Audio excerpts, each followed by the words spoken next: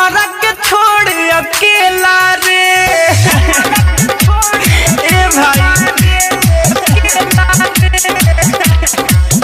अरे घूमतिया अपने उमेला रे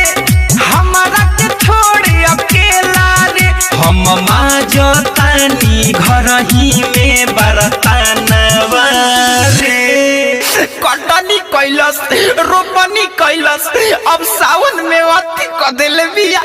त जाके देवा घर दोसरा के संगवा रे रोज ढारतिया जल मुस्कानवा रे जाके देवा घर दोसरा के संगवा रे रोज ढारतिया जल मुस्कानवा रे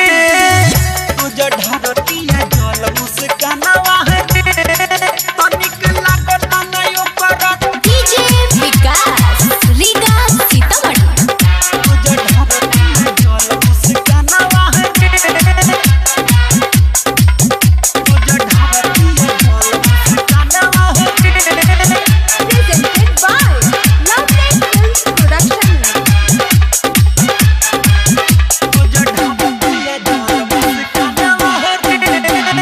ही तू जिंदगी न दी हो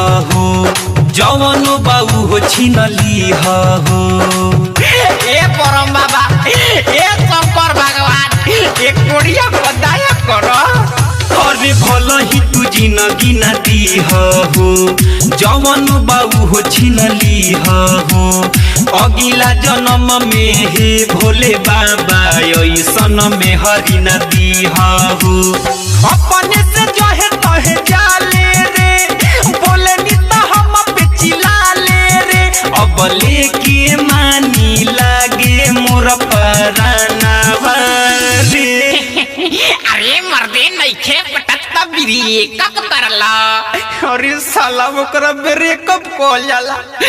त जाके देवा घर दोसरा के संगवा रे रोज ढारतिया जल मुस्कानवा रे जाके देवा घर दोसरा के संगवा रे रोज ढारतिया जल मुस्कानवा रे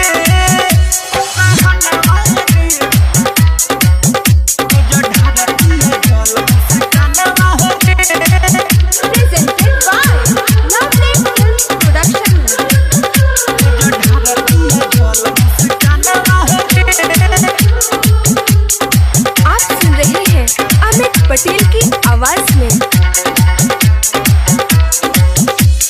हमारा के तना को न जाने ले एक गो बात न माने ले अरे मर्दे तब तो बहुत मन बड़ुआ बिया हो भाई अरे हमारा के तना को न जाने ले एक गो बात न माने ले प्यार के हमारा सुन यारा वालात से अपना खाने ले कैसे के समझाई रे के कारा से दुख बताई रे नहीं पूरा भइल सोचल मोरा यारा मानवा रे दादा हो ये शंकर बाबा ओइसन मेहरारू कोनो कुकुरो के मत दीह त जाके देवा घर दोसरा के संगवा रे रोज ढारतिया जल मुस्कानवा रे जाके देवा घर दोसरा के संगवा रे रोज ढारतिया जल मुस्कानवा रे घूमतिया अपने उमेला रे हमारा के छोड़ अकेला रे हम माजतानी घर ही में बरतानवा रे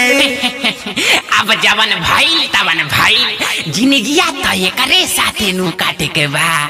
त जाके देवा घर दोसरा के संगवा रे रोज ढारतिया जल मुस्कानवा रे जाके देवा घर दोसरा के संगवा रे रोज ढारतिया जल मुस्कानवा